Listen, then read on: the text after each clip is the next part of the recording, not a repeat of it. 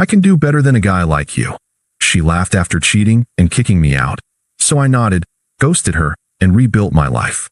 Now she's pregnant, broke, begging, and realizing better was a total lie. Hey viewers, before we move on to the video, please make sure to subscribe to the channel and hit the like button if you want to see more stories like this. Thanks. Hey Reddit, buckle up because this is one of those stories that starts like a bad dream and ends with me wondering why I didn't wake up sooner. I'm Ben, 34 now, but this all kicked off when I was 32. I was married to Mia for 5 years, and looking back, I see how much I poured into that relationship while getting scraps in return.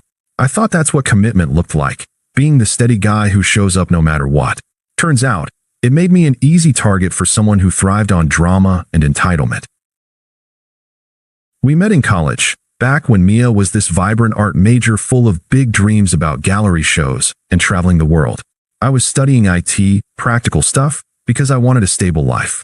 After graduation, I landed a solid job as a systems analyst. Nothing flashy, but it paid the bills and let me support her while she chased her passions. She struggled to get her footing as an artist, rejections from shows, part-time gigs that barely covered supplies. I picked up the slack without complaint. Worked overtime, skipped my own hobbies, even turned down a promotion once because it would have meant relocating, and Mia was in the middle of a big project she swore would be her breakthrough. Flashback to one of those sacrifices. It was our 3rd anniversary, and I'd saved up for a weekend getaway, something simple like a cabin upstate. But Mia had just gotten into this local art collective, and she needed the money for materials instead. Ben, this could be it for me, she'd said, eyes sparkling with that excitement I used to love. We can celebrate later, right? You're always so understanding. I agreed, of course, transferred the funds to her account, and spent the weekend fixing up our apartment instead.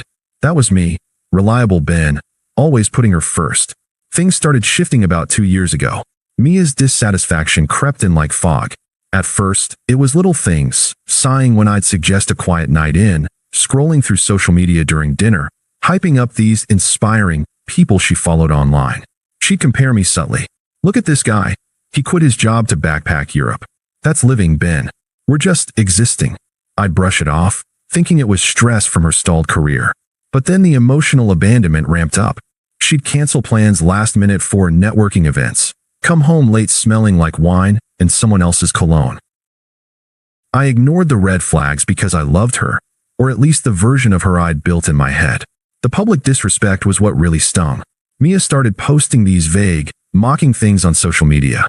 Stuff like memes about boring husbands who think pizza night is an adventure, or stories with captions like, "When your life needs more spark fire #upgrade season."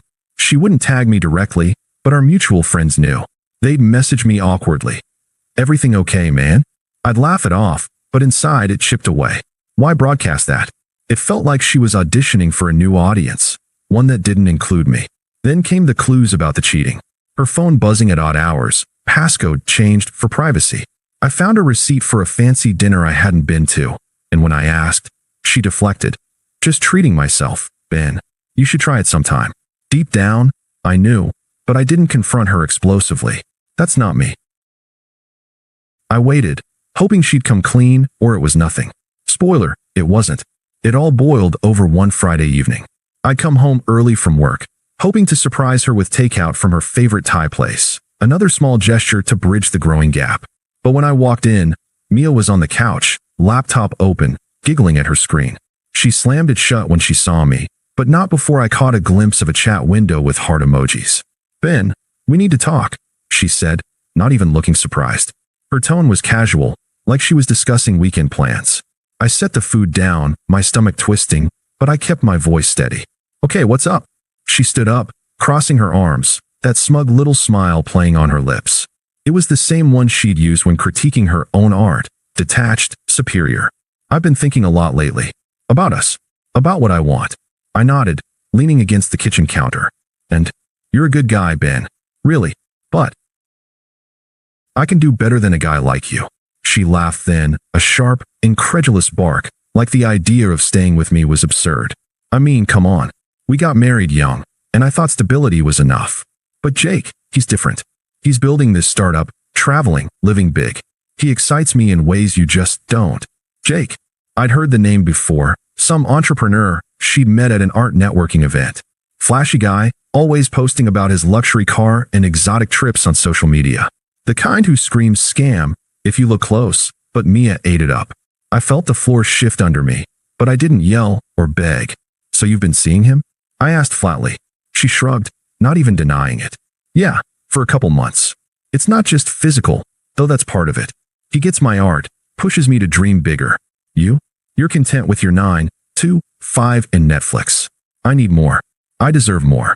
Her words landed like punches, each one laced with that entitlement she'd hidden for years. But what hurt most was the public angle. She'd already been hinting at this online, turning our private issues into her personal brand. Remember that post I made last week? She continued, waving her phone. About needing more spark? That was about us.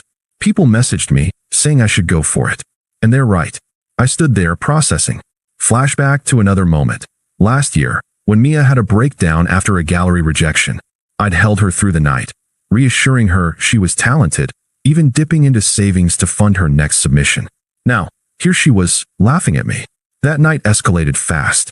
Mia paced the living room, her energy manic, like she'd rehearsed this. I'm not happy, Ben. Haven't been for a while. Jake makes me feel alive. We're talking about me moving in with him. His place is amazing, overlooking the city. You get the apartment for now, but we'll sort the divorce later. I sat on the couch, hands clasped to keep them from shaking. So that's it. You're leaving for him. She stopped, turning to me with that dismissive smirk. Yes. And honestly, you should thank me. This is your wake-up call. Maybe now you'll stop being so average. Find someone who matches your energy, low as it is. Her logic twisted like a pretzel. It's not cheating if the relationship was already dead. She justified, eyes narrowing. You stopped trying ages ago. All you do is work and complain about being tired. Jake? He invests in me, buys me supplies, introduces me to galleries. What have you done lately besides pay bills? I could have argued, reminded her of the bills I paid so she could create, the nights I listened to her vent. But what was the point? She was rewriting history to suit her narrative. Mia, if this is what you want, fine, I said calmly, standing up. But you're the one kicking me out. She laughed again, louder this time. Technically, it's our place, but yeah, pack your shit and go. Stay with a friend, or whatever. I need space to think, and Jake's coming over later. That was the final slap, inviting him here while I was still processing. I didn't explode. Instead, I nodded. All right. I went to the bedroom, grabbed a duffel bag, and started packing essentials, clothes, laptop, a few books. She watched from the doorway, arms crossed, like she was supervising. You're really just okay with this? She asked, sounding almost disappointed I wasn't fighting. What do you want me to say, Mia? Beg? Yell? That's not me. I zipped the bag, slung it over my shoulder. Good luck with Jake. Hope he's everything you think. She rolled her eyes. He is. And don't worry about me. I'll be fine. Better than fine. As I headed for the door, she called out. You know, Ben, you'll never find someone like me again. I'm one of a kind. I paused at the threshold, key in hand. Maybe that's the point. Then I walked out, the door clicking shut behind me. No dramatic exit, no last words. Just quiet detachment. In the elevator, the weight hit me, 5 years gone. But even then, I didn't cry or rage. I drove to a buddy's place, crashed on his couch, and stared at the ceiling, letting the confusion wash over me. Why had I stayed so long? How had I missed the signs? It felt unfair, like I'd been playing by rules she never followed. The days after were a blur of numbness. I crashed at my friend Mark's for a week, barely eating, replaying every moment in my head. The confusion gnawed at me. How could someone I'd supported so fully turn so cruel? Flashback to early in our marriage. Mia lost her job, spiraling into depression. I took extra shifts to cover rent, cooked meals, even researched therapists for her. You're my rock, Ben, she'd whispered one night. Now, that rock was discarded like trash. I didn't contact her. Blocked her number, social media, everything. It wasn't spite, it was self-preservation. The unfairness lingered. I'd given up parts of myself for her dreams, only to be mocked as average. But wallowing wasn't my style. After that first week, I forced myself into action. Found a cheap studio apartment in a quieter part of town, nothing fancy, but mine. Transferred jobs to a branch office an hour away, better pay, less commute stress. The emotional middle dragged on. Mornings were rough. I'd wake up reaching for her side of the bed, then remember. Evenings, I'd sit alone, journaling the hurt. Why wasn't I enough? But slowly, clarity emerged. This wasn't about my shortcomings, it was her entitlement. I started small changes. Joined a gym, not for revenge body BS, but because moving felt good. Picked up hiking, something I'd shelved for her city-loving ways. Work-wise, I threw myself into projects, earning a small promotion. Months passed in that quiet rebuild. No dating yet. I wasn't ready. Just me, piecing together a life without her shadow. Friends checked in, sharing rumors. Mia and Jake were official, posting couple pics everywhere. It stung, but I didn't stalk or react. I vanished from her world, focusing on mine. Internally, the vulnerability faded. Confusion turned to resolve. This was a dodge, I told myself. Better now than later. By 6 months out, I felt free. Lighter. Like I'd shed a weight I didn't know I carried. Fast forward about 8 months. I'd settled into my new routine, promoted to senior analyst at work, hitting the trails every weekend, even started volunteering at a local tech mentorship program. Life wasn't perfect, but it was mine, and the peace was addictive. I hadn't heard from Mia directly since the breakup, thanks to the blocks, but mutual friends filled in the gaps without me asking. At first, it was the glossy stuff. Her and Jake splashing across social media, her art thriving with his connections. But cracks showed soon enough. Turns out, Jake wasn't the golden boy she thought. He was a classic user, charming on the surface, but his startup was more smoke and mirrors, funded by shady loans and hype. Mia moved in with him quick, quitting her part-time job to focus on art full-time. Big mistake. Friends whispered that he'd gotten her pregnant within months, promising the world, a family, support for her career. But when the novelty wore off, he bailed. Cheated with some younger influencer type, left Mia high and dry with mounting bills from their lavish lifestyle. She tried to keep up appearances online, but the posts got sparser, more desperate. Her reputation tanked when the truth leaked. Mutual acquaintances saw her public mocks of me as petty, especially now that Jake's true colors showed. A couple friends even reached out to apologize for not calling her out sooner. Her downfall felt earned, not in a vengeful way, but like the universe balancing the scales. She'd chased better, only to end up broke, isolated, crashing on her sister's couch after eviction. No gallery deals materialized. Turns out Jake's connections were as fake as his affection. She lost followers, friends distanced themselves. Nobody wants to back a sinking ship. Me? I heard all this secondhand and felt nothing. Not satisfaction, not pity. Just confirmation that detaching was the right call. I'd rebuilt stronger, financially secure with savings I'd stashed away post-split.